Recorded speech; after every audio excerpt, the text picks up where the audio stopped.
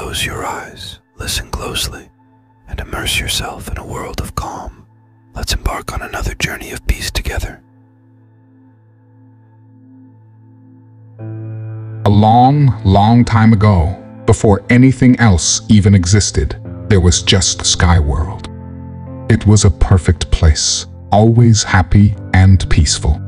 But even in happy places, people get curious, and that's what happened here. This story is about a woman who fell, a giant turtle with a kind heart, and two special babies who made the world both beautiful and hard. It's the Iroquois story of how everything began. Get comfy and listen close, because we're going back to a time before there was even time. A time when the sky touched the water and everything was brand new. Part 1. Creation. Imagine a place high above the clouds, brighter than the sunniest day you've ever seen. This wasn't just any sky, it was a whole world. We can call it the Sky World, a land where happiness bloomed like wildflowers. The people who lived there weren't like us, exactly. They were spirits, with glowing skin and voices like tinkling bells. They lived in houses made of pure sunlight, and fluffy white clouds were their comfy beds. Every day was a celebration, filled with laughter and games that made the stars themselves giggle. There were rivers of sparkling water that tasted like sweet berries, and trees that grew candies instead of leaves. Animals with fur as soft as downy feathers roamed freely, and nobody ever worried about getting hungry or feeling cold. It was a perfect place, a giant playground for happy spirits. Now, picture the biggest, strongest tree you've ever seen. Imagine it wasn't made of wood, but of pure starlight, taller than any mountain you can think of. This magical tree grew right in the center of the Sky World, and its branches reached out like welcoming arms. Living in this perfect world was a sky woman, kind and gentle, with a laugh that could melt snowflakes. One day, she was playing a game near the magical tree with her spirit friends. Suddenly, the ground beneath them rumbled. The giant tree shook so hard, colorful leaves, made of pure, mind you, rained down like confetti. A giant crack appeared right in the middle of the Sky World, growing bigger and bigger. Before anyone could react, the ground beneath Sky Woman crumbled away. With a gasp, she tumbled head over heels, falling down, down, down, into the dark, empty space below. Her friends screamed and cried, but there was nothing they could do. Sky Woman, once filled with joy, was plummeting towards a scary unknown. Imagine the deepest well you've ever peeked into, darker than a moonless night. Now, stretch that darkness out endlessly, with nothing but a swirling, chilling wind for company. This bottomless pit was where Sky Woman was falling.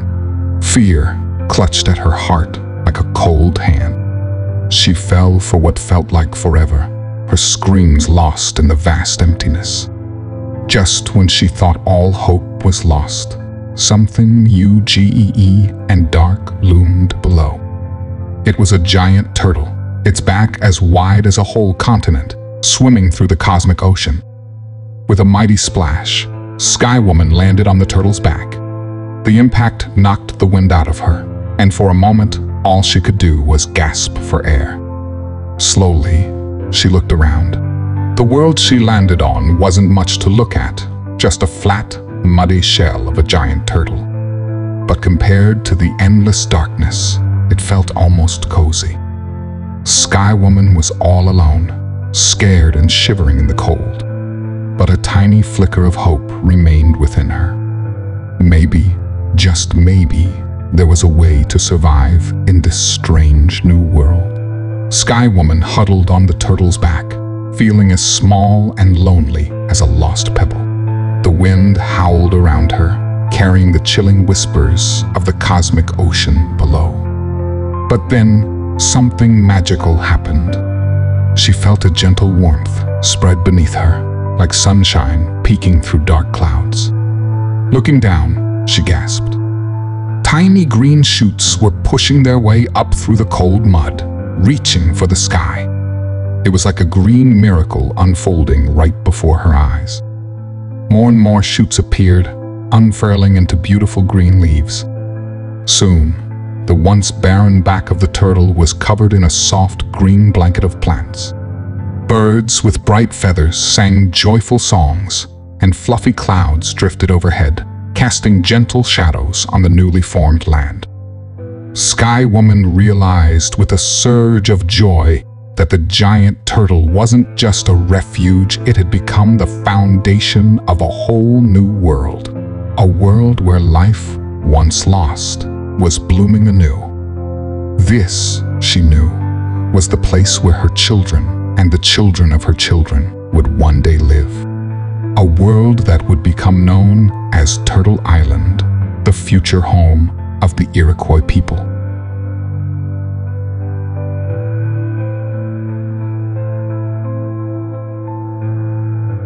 Part 2. Shaping the World. Life blossomed on Turtle Island, thanks to Sky Woman. But the new world was still a wild, untamed place. Plants grew tangled and prickly, and the weather was unpredictable, with sudden bursts of sunshine followed by icy chills. This is where Sky Woman's children come in twins, born from a magical wind that swirled around her on Turtle Island. One twin, strong and impulsive, was named Flint. Imagine a little boy with fiery red hair and eyes that sparkled like lightning. He loved adventure and craved excitement. The other twin, calm and thoughtful, was named Sapling. Picture him with gentle brown eyes and hair the color of freshly turned earth. He preferred quiet moments and found beauty in nature's slow growth. As the twins grew, their personalities clashed like thunder and rain. Flint wanted the world to be wild and unpredictable, full of surprises and challenges. He'd blow on the fire, making it roar and crackle and stir the winds into fierce storms. Sapling, on the other hand, longed for a calmer world with gentle breezes and plants that grew steadily. He'd soothe the flames with his gentle touch and whisper calming words to the wind. Their constant arguing turned into a hilarious tug of war. Flint would create a towering mountain, only for Sapling to patiently carve gentle valleys into its slopes.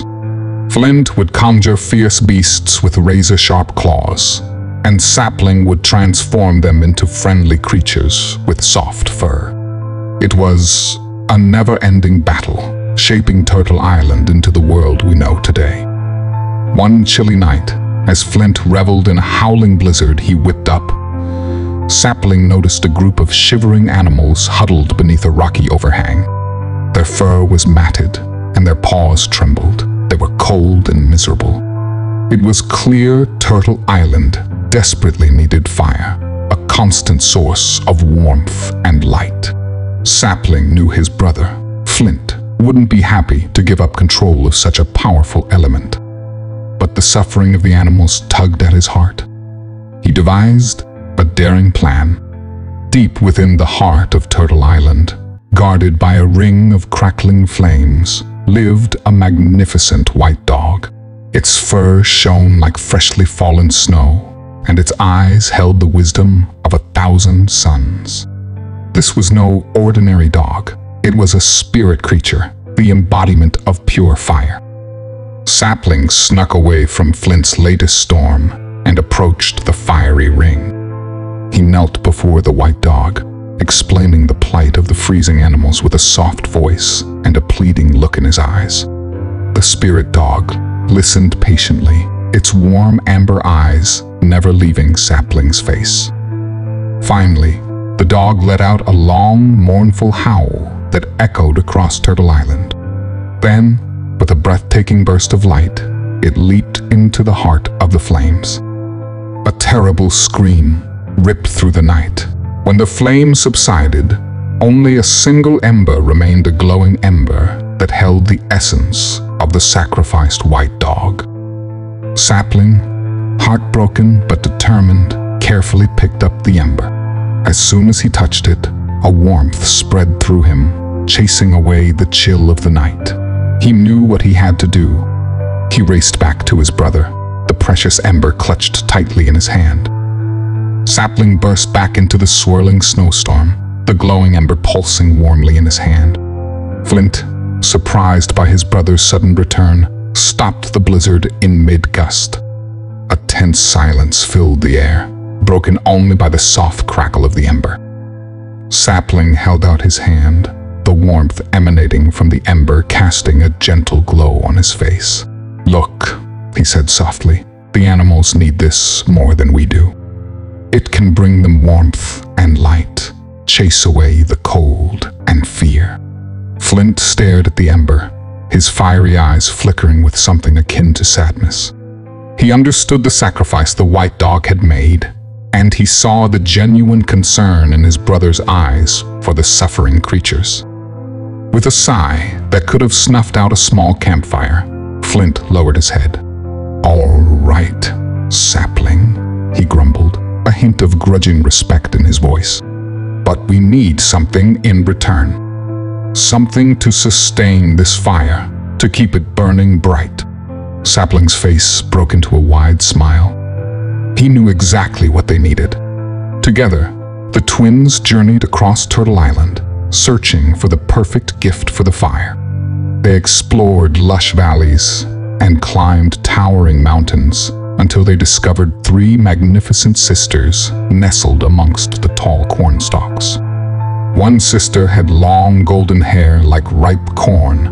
Another sported vibrant green leaves that resembled bean vines, and the youngest had beautiful orange skin, mirroring the color of plump squash. These were the 3 sisters, magical beings who embodied the bounty of the earth. The twins explained their plan, asking the 3 sisters to share a part of themselves, to sustain the fire brought by the white dog's sacrifice. The sisters, kind and generous, readily agreed. With a touch of magic, the golden-haired sister offered a portion of her golden hair, which transformed into golden kernels, the seeds of corn. The green-leaved sister gifted a handful of her leaves, which became plump beans, and the youngest sister shared a piece of her orange skin, which turned into a vibrant squash. Twins planted these gifts of the 3 sisters near the ember, whispering words of gratitude to the fire spirit. Miraculously, the seeds took root and sprouted overnight, their leaves vibrant and full of life. From then on, the Iroquois people learned to cultivate these magical plants, corn, beans, and squash, a trio that would forever be known as the 3 sisters, the foundation of their agriculture and a symbol of the delicate balance between fire and life brought about by their twin ancestors, Flint and Sapling. Part 3: The Spirit World and Deities. Life on Turtle Island flourished under the watchful gaze of the Great Spirit.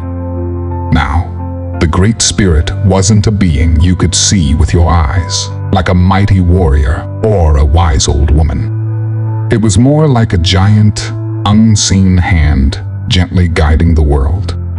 It was the warmth of the sun on your face, the whisper of the wind through the leaves, the steady rhythm of the seasons.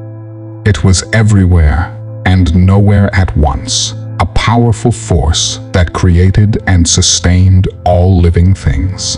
The Iroquois people believed the Great Spirit communicated through dreams, visions, and the whispers of nature. They offered thanks for the bounty of the harvest, the strength of the animals they hunted, and the beauty of the world around them. They believed their actions had a ripple effect, impacting not just themselves, but the entire web of life.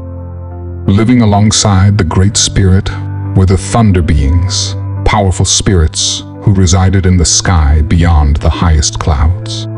Imagine fierce giants with booming voices and eyes that flashed like lightning. They weren't exactly scary, but they commanded respect. The thunder beings controlled the weather. When they pounded their giant drums, thunder rumbled across the land, and rain poured down to nourish the thirsty plants. When they hurled their mighty spears, lightning streaked through the sky, illuminating the world in a dazzling display. The Iroquois people believed the thunder beings were both helpful and unpredictable. They could bring life-giving rain or unleash destructive storms. It was important to appease them with offerings of tobacco and prayers, asking for their blessings and seeking calm skies for their crops. Not all spirits were friendly like the Great Spirit or the booming thunder beings. Deep beneath the surface of Turtle Island, hidden in shadowy caves and swirling mists, lurked the evil spirits. Imagined creatures with twisted forms and glowing red eyes, their voices like the screech of an owl in the dead of night. They embodied chaos, destruction, and all things bad. These evil spirits were like sneaky little shadows, always trying to disrupt the balance of the world. They whispered lies in people's ears, turning them against each other. They sent nightmares that filled hearts with fear and doubt. They stirred up fierce winds that threatened to flatten crops and toppled trees. The Iroquois people believed it was important to stay on the good side of the Great Spirit and the thunder beings to keep the evil spirits at bay. They followed good moral codes, treating each other with respect and living in harmony with nature. By staying strong and united, they could push back the darkness and ensure the continued well-being of Turtle Island. Part 4. Heroes and Legends. For many generations, the Iroquois people lived on Turtle Island, thriving under the watchful gaze of the Great Spirit and battling the whispers of the evil spirits. But trouble brewed amongst themselves. 5 powerful Iroquois tribes, the Mohawk, Oneida, Onondaga, Cayuga, and Seneca constantly bickered and fought over hunting grounds, resources, and power. This constant warfare weakened the Iroquois people and made them vulnerable to the shadows lurking beneath. It was during this time of turmoil that a special child was born, Hiawatha. Imagine a young boy with eyes as wise as an owl and a spirit as gentle as a spring breeze. Even as a child, Hiawatha possessed a deep understanding of harmony and a yearning for peace. He saw the destruction caused by the warring tribes and felt a deep sadness in his heart. As Hiawatha grew, so did his wisdom and his reputation for fairness. He became a respected leader within his own tribe, the Mohawk. But Hiawatha dreamed of something bigger, a united Iroquois nation living in peace and cooperation. He knew that only by setting aside their differences could they truly thrive. Hiawatha knew uniting the warring Iroquois tribes wouldn't be easy. Each tribe had its own proud history and fiercely independent leaders. He needed a powerful symbol, a message that transcended words and spoke to their hearts. One night, as Hiawatha wrestled with this problem, he fell into a deep sleep. In his dreams, he found himself walking through a misty forest, sunlight filtering through the leaves in dappled patterns. Suddenly, a beautiful white deer emerged from the trees. Its fur was as white as fresh snow, and its eyes shone with an otherworldly light. The deer spoke to Hiawatha in a voice like the tinkling of a stream.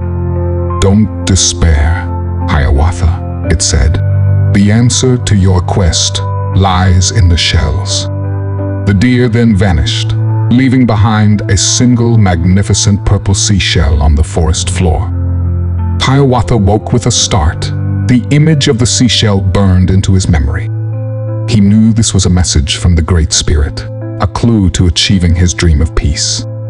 He gathered the finest wampum, beautiful white and purple shells found along the shores of Turtle Island and began crafting a masterpiece. Using fire-heated tools and incredible patience, Hiawatha meticulously carved symbols onto the wampum. These symbols represented the 5 Iroquois tribes, their shared history, and the values of peace, unity, and justice. It became a breathtaking visual representation of his vision, a united Iroquois nation. This creation would be known as the Great Law of Peace, a wampum belt that would forever be a symbol of their confederacy. Hiawatha, armed with his magnificent wampum belt, the Great Law of Peace embarked on a long and challenging journey. He visited each of the 5 Iroquois tribes, the Mohawk, Oneida, Onondaga, and Seneca. At each council fire, Hiawatha unfurled the wampum belt, its smooth surface catching the firelight and reflecting the intricate symbols. He spoke with a voice filled with passion and reason, using the belt to tell the story of their shared history, the dangers of their disunity, and the beauty of a future bound by peace. He described how the Great Law of Peace, woven into the very fabric of the belt, would establish a council fire where all tribes could come together to settle disputes, a council fueled by respect and understanding. He spoke of the strength they would gain by standing united against outside threats. The leaders of each tribe were captivated by Hiawatha's wisdom and the power of the wampum belt. They saw in its intricate design a reflection of their shared past and the promise of a brighter future. One by one, the tribes agreed to lay down their weapons and embrace the Great Law of Peace. A grand ceremony was held, attended by representatives from all 5 tribes. With a sense of awe and newfound unity, they watched as Hiawatha held the wampum belt aloft. It wasn't just a beautiful object anymore. It was a symbol of their newfound confederacy, a powerful reminder of their commitment to peace and justice. From that day on, the Iroquois people lived under the guidance of the Great Law of Peace, represented by the wampum belt. They faced challenges and conflicts throughout their history, but the belt served as a constant reminder of their unity and the importance of working together for the greater good. The wampum belt became a precious treasure, not just for its beauty, but for the peace it embodied, a peace achieved through the tireless efforts of Hiawatha, the peacemaker. Part 5. Cycles and Continuity. The Iroquois believed in a world filled with balance, a balance between humans, nature, and the spirit world. This balance wasn't static. It was like a giant, ever-turning circle. Imagine a giant ring woven from sunlight and moonlight, with each section representing a different part of life's journey. Spring, the first section of the circle, was a time of new beginnings. The harsh winter chill gave way to gentle warmth, coaxing seeds buried deep within the earth to sprout. Animals emerged from their winter slumber, and the world buzzed with newfound life. The Iroquois people celebrated the season with joyous festivals, thanking the Great Spirit for its renewal. Summer, the next section, was a time of growth and abundance. Lush greenery carpeted the land, and fruits ripened under the warm sun. The Iroquois people worked tirelessly, planting crops, hunting animals, and gathering resources to prepare for the coming winter. They held ceremonies to honor the sun, the giver of life and warmth. Fall, the following section, was a time of harvest and preparation. The leaves changed color, painting the landscape in vibrant hues of red, orange, and yellow. Crops were gathered, and animals were hunted to replenish winter stores. The Iroquois people held Thanksgiving feasts, expressing gratitude for the bounty of the land. Winter, the final section, was a time of rest and reflection. The world was cloaked in a blanket of white snow, and a biting wind whispered tales of times past. The Iroquois people huddled in their longhouses, sharing stories by the flickering firelight. They used this quiet time to learn from their elders, mend tools, and prepare for the return of spring. The cycle of seasons wasn't just about the changing weather. It mirrored the life cycle of all living things. Birth, growth, maturity, and finally, a return to the earth, all were part of the grand dance of existence. The Iroquois understood their place within this cycle, living in harmony with nature and respecting the delicate balance that sustained all life. The Iroquois people didn't have written records like books or scrolls. Instead, they relied on their memories and a unique system of storytelling wampum belts.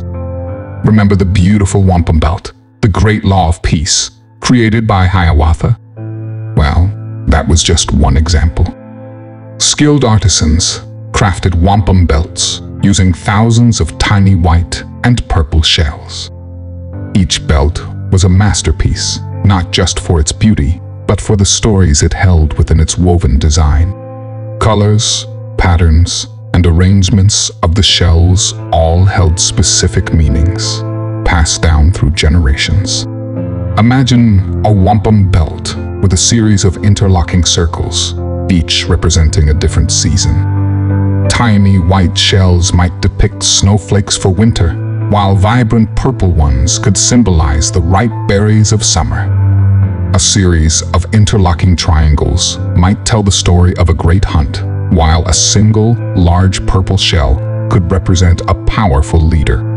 These wampum belts weren't just decorations. They were living histories, reminding the Iroquois people of their ancestors' triumphs and struggles, their traditions, and their connection to the natural world. By studying the patterns, elders could recount stories of bravery, wisdom, and the importance of living in balance. The wampum belt served as a bridge between generations, ensuring that the rich oral traditions of the Iroquois people wouldn't be lost to time. They were a testament to the power of storytelling and its ability to bind a community together.